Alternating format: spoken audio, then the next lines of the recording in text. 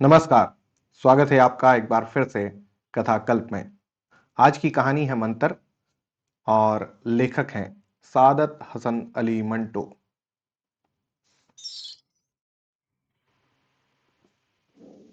नन्हा राम उम्र से नन्हा था। उसका भोला भाला चेहरा इतना मासूम लगता था जैसे वह शरारत करना तो जानता ही न हो, जबकि उसकी शरारतें ऐसी ऐसी होती जिन्हें देख सुनकर बड़ी हैरानी होती कि ये शरारतें मात्र 8 साल के बच्चे ने की है। नन्हा राम भले ही नन्हा था, मगर उसका मोटापा, जितनी लंबाई उतनी चौड़ाई। जब वह चलता था तो ऐसा लगता था मानो फुटबॉल लुढ़कती जा रही हो। उसके शरीर का हर एक हिस्सा इतना मोटा था कि भद्दा लगता था। मगर नन्हा राम अपनी उम्र से ज्यादा समझदार और चतुर था। अगर उसकी कदकाठी और भोले भाले चेहरे को देखो तो यह अंदाजा लगाना बड़ा मुश्किल था कि उसके अंदर समझ और चतुराई जैसी कोई चीज भी है। MALLB मिस्टर शंकराचार्य का राम इकलौता बेटा था। मिस्टर शंकराचार्य उसकी शैतानियों से इतना परेशान थे कि वे अक्सर कहा करते थे, मुझे तो लगता है इस राम के लिए ही वह कहावत बनाई गई है, मुंह में राम बगल में छुरी। उनकी बात सुनकर राम प्रायः सोचता, बापूजी, मुझे हमेशा ऐसे क्यों कहते हैं? मैं राम राम तो कभी नहीं कहता और न ही बगल में कोई छुरी रखता हूँ। मगर हाँ, छुरी की जगह एक छोटी सी छड़ी जरूर मेरे बगल में रहा करती है।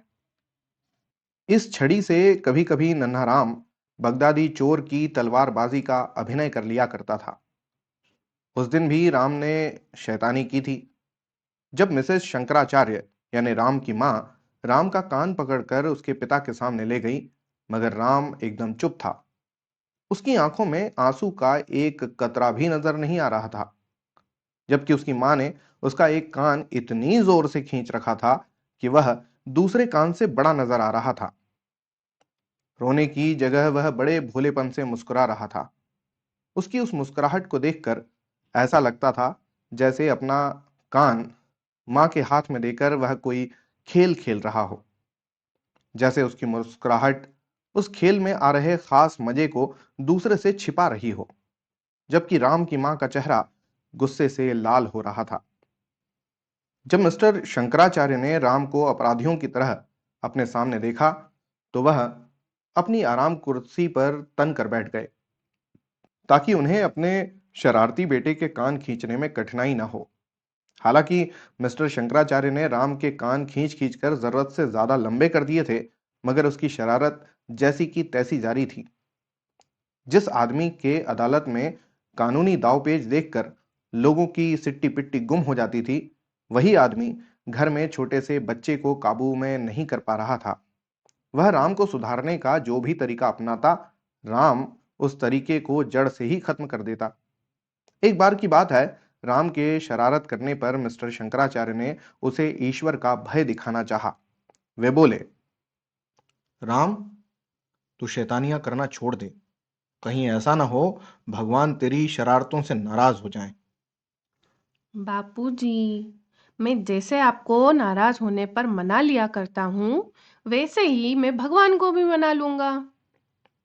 राम के इस जवाब पर मिस्टर शंकराचार्य से एकाएक कुछ कहते न बना, मगर राम चुप नहीं रहा। उसने पूछा, बापूजी, भगवान किसे कहते हैं? मिस्टर शंकराचार्य को जैसे बोलने का मौका मिल गया। अरे भगवान यानी हम सबके पिता, वे बहुत बड़े हैं। क्या हमारे घर जितने बड़े? अरे इससे भी बहुत बड़े हैं। देख राम, अब तू कोई शैतानी मत करना, वरना भगवान तेरा गला घोट देंगे।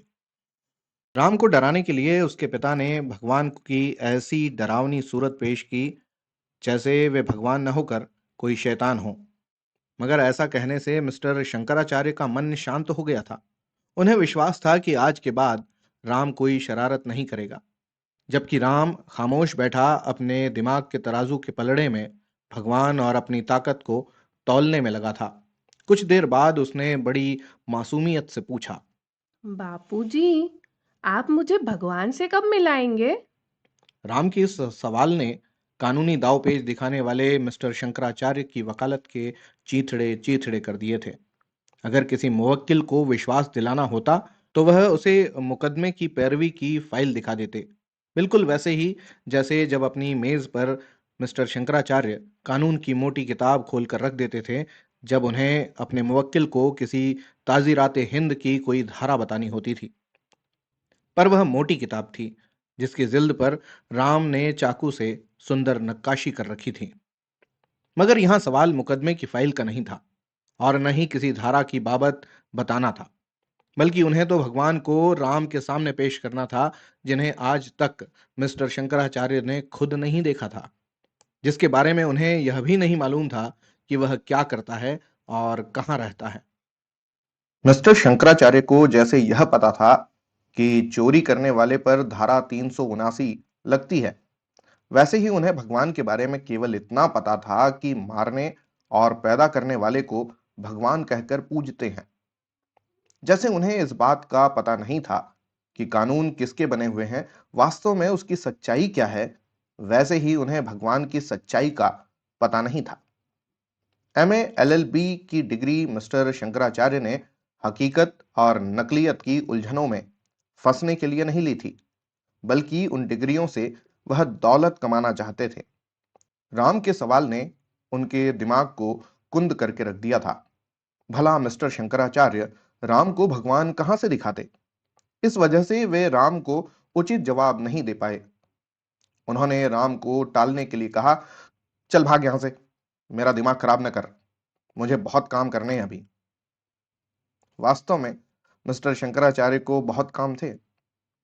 मगर आज बीवी के हाथ में राम का कान देख वह राम से मिली पुरानी हारों को भूल गए और राम की शरारत के इस नए मुकदमे को तुरंत फैसला करने के लिए राम को घूरते हुए अपनी बीवी से पूछा, मुझे जल्दी से बताओ, आज इसने कौन सा हंगामा किया है? खाल उतार दूंगा मैं आज इसकी। मिसेस शंकराचार्य ने राम का कान छोड़कर कहा, इस कमबख्त ने मेरा जीवन नर्क बना रखा है। हर समय नाचता कूदता रहता है। ना आपकी शर्म है, ना गए का लिहाज। सुबह से कई बार मुझसे पिट चुका है, मगर क्या मजाल जो एक पल भी शांति से बैठा हो। आज इसने रसोई में 2 कच्चे टमाटर निकाल कर खा लिए। अब क्या सलाद में इसे काटूं? राम की इस नई शिकायत को सुनकर मिस्टर शंकराचार्य के सारे अरमान रेत के घरौंदों की तरह ढह गए। उन्हें यह सुनकर बड़ी निराशा हुई कि राम ने रसोई से निकालकर केवल 2 कच्चे टमाटर खाए हैं, जबकि वे आस लगाए बैठे थे कि राम ने कोई संगीन जुर्म किया होगा। उन्होंने राम को सजा देने के लिए जो योजना बनाई थी, अब वे उसे अमली जामा नहीं पहना सकते थे। उन्हें ऐसा लगा जैसे उनके सीने का सारा गुब्बार मोटर के पहिए की हवा की तरह निकल गया हो। टमाटर खाना कोई बड़ा दोष नहीं था। कल ही जर्मनी से डॉक्टर की बड़ी सनद लेकर आए मिस्टर शंकराचार्य के एक मित्र ने उन्हें बताया था कि कच्चे टमाटरों में कई विटामिन पाए जाते हैं, इसलिए बच्चे को टमाटर जरूर खिलाने चाहिए। वैसे तो राम ने ऐसा कोई अपराध नहीं किया था, लेकिन उनकी दिली इच्छा थी कि वे राम को खूब डांटें और फिर उनकी पत्नी भी यही चाहती थी। इसलिए वे कोई ऐसा कानूनी बिंदु खोजने लगे जिससे राम को खूब कोस सकें। जल्द ही उन्होंने बिंदु खोज निकाला और मन ही मन खुश होते हुए वे राम से बोले, राम, यहां मेरे पास आओ। जो मैं पूछूं उसका सच सच जवाब देना। मिसेस शंकराचार्य राम को अपने पति के पास खड़ा कर वहां से चली गईं। उनके जाने के बाद मिस्टर शंकराचार्य ने राम से पूछा, एक बात बता, तुझे क्या जरूरत थी रसोई से 2 कच्चे टमाटर निकाल कर खाने की? राम ने फौरन जवाब दिया, माँ झूठ बोलती है। वहां 2 टमाटर थे ही कहाँ जो मैं खा जाता। तो कितने थे? 1.5 टमाटर कुल था, यानी 1 और आधा। नन्हे राम ने अपने पिता को 1.5 का अर्थ समझाने के लिए 2 उंगलियों से 1 तथा आधे का निशान बनाते हुए बताया। आधे टमाटर की तो माँ ने सुबह ही चटनी बना ली थी। मिस्टर शंकराचार्य ने अपना कानूनी नुक्ता पेश करते हुए कहा, चल माना कि 1.5 टमाटर थे, लेकिन तूने उन्हें वहां से उठाया तो था। मेरा टमाटर खाने का मन कर रहा था। मगर तूने चोरी की है। राम हैरान होकर बोला। यह चोरी कैसे हो सकती है? मैंने टमाटर खाए हैं, चोरी थोड़ी की है। कहते हुए वह फर्श पर बैठकर अपने बाप को गौर से देखने लगा। किसी दूसरे की चीज को उससे पूछे बिना लेना चोरी ही कहलाती है, राम ने तुरंत उत्तर दिया। मगर वो टमाटर तो मेरी माँ के थे। मिस्टर शंकराचार्य एक पल के लिए सकपका गए, मगर अगले ही पल संभल कर बोले, देख, तेरी माँ के होने से वे तेरे कैसे हो गए? मैं तुझे समझाता हूँ, सुन। सामने मेज पर रखा अपना खिलौना उठा ला जा। राम तेजी से गया और मेज से लकड़ी का घोड़ा लेकर अपने बाप के हाथ पर रख दिया और फिर बोला। समझाइए। मिस्टर शंकराचार्य उसे समझाने लगे। हाँ, तो राम, यह घोड़ा तेरा है। हाँ। अब अगर मैं इसे खिलौने को तेरे से पूछे बिना अपने पास रख लूं तो यह चोरी कहलाएगी, यानी मैं चोर बन जाऊंगा। नहीं बापूजी, आप इसे ले लीजिए। मैं आपको कभी चोर नहीं कहूंगा। मेरे पास तो खेलने के लिए बहुत सारे खिलौने हैं। एक हाथी भी है, वह कल ही मुंशी दादा मेरे लिए लाए हैं, मगर आपने उसे अभी तक नहीं देखा। ठहरिए, मैं अभी उसे लेकर आता हूँ। मिस्टर शंकराचार्य पलक भी नहीं झपका पाए कि राम वहां से 9 2 11 हो गया। अगले रोज मिस्टर शंकराचार्य को अपने एक काम से पूना जाना था।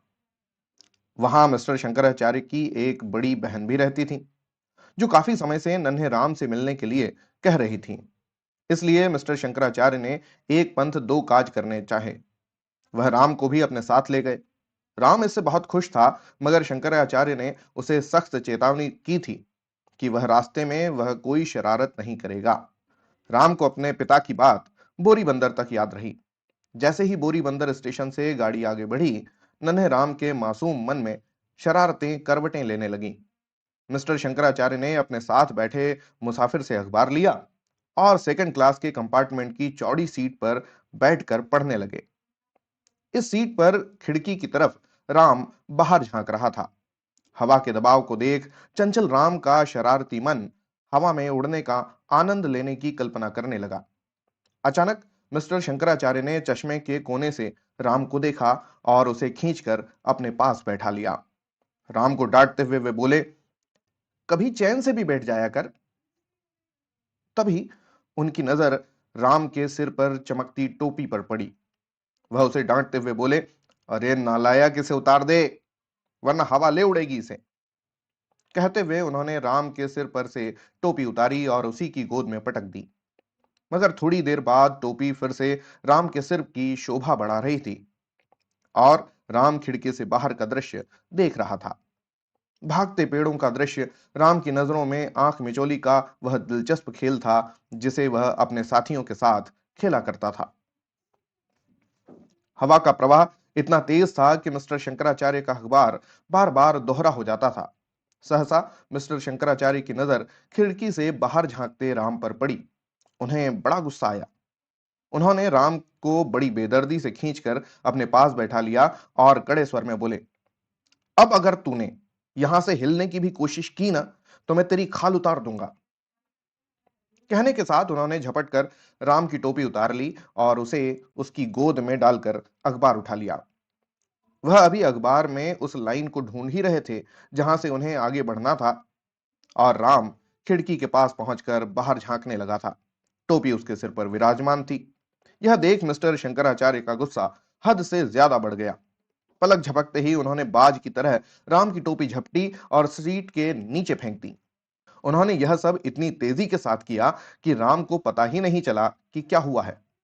राम ने अपने खाली सिर पर हाथ फेरते हुए मिस्टर शंकराचार्य की ओर देखा, मगर उसकी टोपी उनके पास भी नहीं थी। उसने परेशान होकर खिड़की से बाहर झांका। उसे काफी पीछे रेल की पटरी पर खाकी कागज का एक टुकड़ा उड़ता हुआ नजर आया। उसे यह सोचकर धक्का लगा कि उसकी टोपी उड़ गई है। राम ने अपने पिता की तरफ दुख भरी नजरों से देखते हुए कहा, बापूजी, मेरी टोपी उड़ गई। मगर मिस्टर शंकराचार्य ने उसकी बात का कोई जवाब नहीं दिया। राम ने तेज आवाज में फिर से कहा। हाय बापूजी, मेरी टोपी उड़ गई। तब शंकराचार्य खामोश ही रहे। राम की आंखें भर आईं। उसने अपने बाप का हाथ थाम कर कहा। बापूजी मेरी टोपी। मिस्टर शंकराचार्य ने उसका हाथ झटक दिया और गुस्से में कहा, उड़ गई हवा में तेरी टोपी। अब रोने से क्या फायदा? लेकिन आप ही ने तो धक्का दिया था, तभी वो बाहर गिर गई होगी। कहते हुए राम ने रोना शुरू कर दिया। मिस्टर शंकराचार्य ने उसे चुप कराने की बहुत कोशिश की, मगर नाकाम रहे। आखिर थक हार कर जब उन्होंने यह समझ लिया कि राम टोपी पाकर ही रोना बंद करेगा, तो वे बोले, अच्छा सुन, अगर तू यह वादा करे कि तू अब उसे नहीं पहनेगा, तो मैं तेरी टोपी वापस कर सकता हूं। उनकी बात सुनकर राम की आंखें तुरंत सूख गईं, मानो बारिश की बूंदों को तपती रेत पी गई हो। वह फौरन सरक कर अपने बाप के करीब आया और बोला। तो ला दीजिए मेरी टोपी। इस पर शंकराचार्य ने कहा, उसे वापस लाने के लिए मुझे मंत्र पढ़ना पड़ेगा। कंपार्टमेंट में और भी मुसाफिर बैठे थे, जो बड़ी रुचि से उन दोनों की बातें सुन रहे थे। मंत्र से आएगी वह? अचानक राम को वह कहानी याद हो गई, जिसमें एक लड़का मंत्र पढ़कर दूसरों की चीजें गायब कर देता था। तो मंत्र पढ़िए बापूजी। यह कहकर राम ने अपनी नजर मिस्टर शंकराचार्य के चेहरे पर गड़ा दी, मानो उसे यकीन हो मंत्र पढ़ते ही उसके बाप के गंजे सिर पर सींग निकल आएंगे। इधर मिस्टर शंकराचार्य ने उन मंत्रों को याद किया जो उन्होंने बचपन में कभी इंद्रजाल में पढ़े थे। उन्होंने राम से पूछा, अब तू कभी शरारत तो नहीं करेगा? बिल्कुल नहीं। अपनी टोपी पाने की लालसा में राम ने तुरंत कभी शरारत न करने का वादा कर लिया। अच्छा, अब तू आंख बंद कर तो, पूरी तरह से।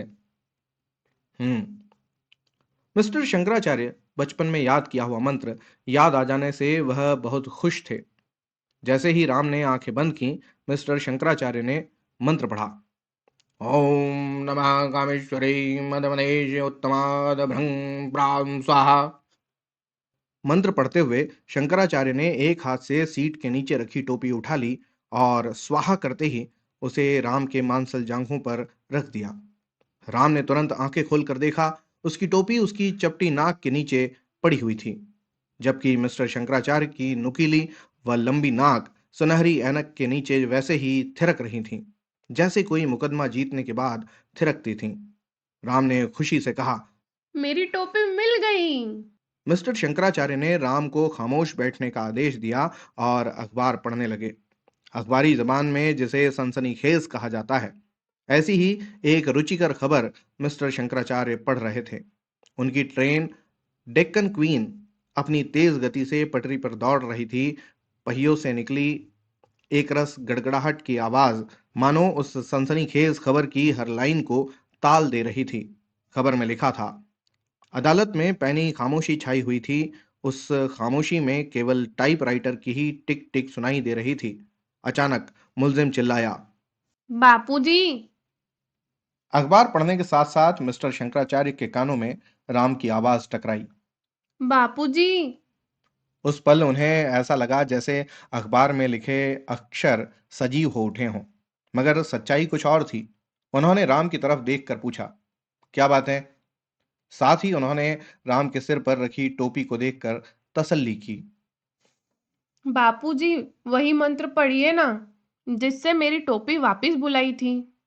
कहते हुए वह उनके करीब सरक आया। क्यों? आपके जो कागज यहाँ रखे थे, वो मैंने खिड़की से बाहर फेंक दिए।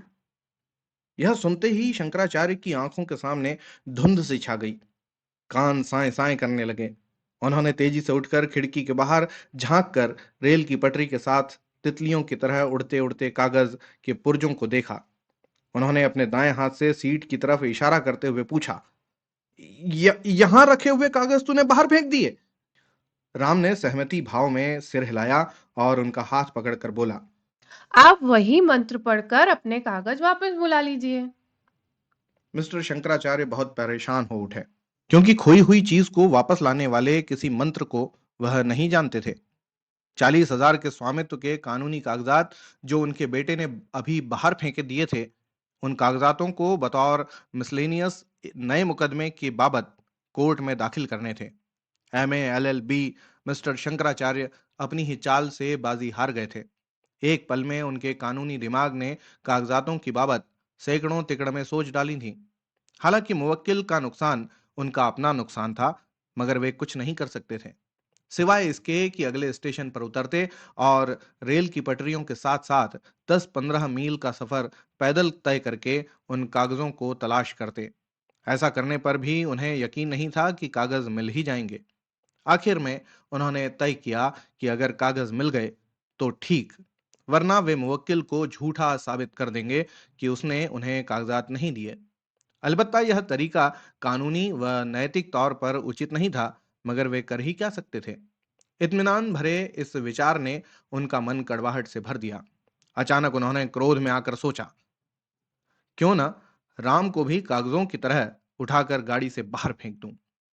मगर मजबूरन उन्हें अपनी इच्छा को सीने में दबाना पड़ा। उन्होंने अर्थपूर्ण ढंग से मुस्कुराते हुए राम की तरफ देखा। राम ने धीरे से कहा, मंत्र पढ़िए ना बापूजी। मिस्टर शंकराचार्य भन्ना गए। वे दांत भींच कर बोले, चैन से बैठ जा, वरना तेरा गला दबा दूंगा। उनकी बातें सुनकर मुसाफिर भी राम की तरह हंस रहे थे। मिस्टर शंकराचार्य के डांटने पर भी राम चुप नहीं हुआ और बोला, आप आंखें बंद कीजिए बापूजी। मैं मंत्र पढ़कर आपके कागज वापस बुलाता हूँ। मिस्टर शंकराचार्य राम को घूरते रहे, लेकिन राम ने मंत्र पढ़ना शुरू कर दिया था।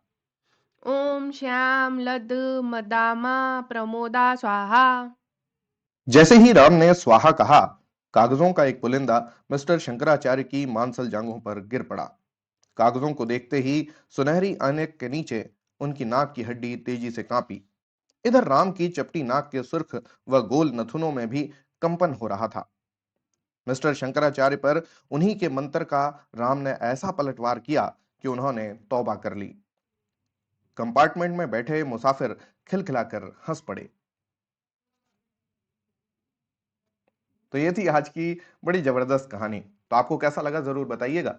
होती है अगली कहानी में फिर मुलाकात, तब तक के लिए धन्यवाद और जय हिंद।